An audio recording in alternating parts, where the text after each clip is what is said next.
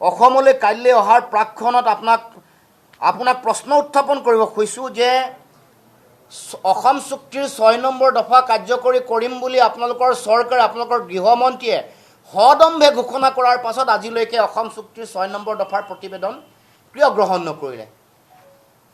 গৃহমন্ত্ৰীয়ে গ্ৰহণ নকৰিলে, আপোনালোকৰ কেন্দ্ৰীয় চৰকাৰ গৃহ সচিবে চহী নকৰিলে। আমি কাইলৈ অসমৰ মাটিলৈ আপুনি যিহেতু আহিব, আপোনাক আহ্বান জনাইছোঁ, কাইলৈ অসমৰ মাটিতে এই প্ৰতিবেদনখন অসম চুক্তিৰ 6 নম্বৰ দফাৰ প্ৰতিবেদনখন অসমৰ ৰাইজৰ আগত গৃহমন্ত্ৰীয়ে গ্ৰহণ নকৰিলে দেশৰ প্ৰধানমন্ত্ৰীয়ে কাইলৈ গ্ৰহণ কৰক।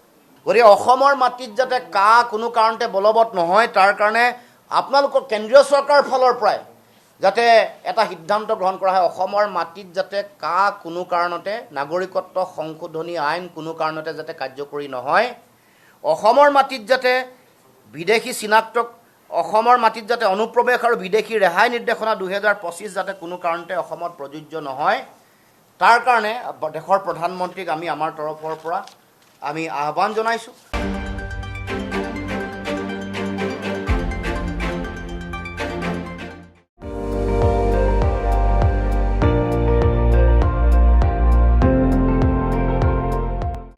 আপুনি চাই আছে ND24, সৰ্বশ্ৰেষ্ঠ নহয় সৰ্বোত্তমৰ দৌৰ।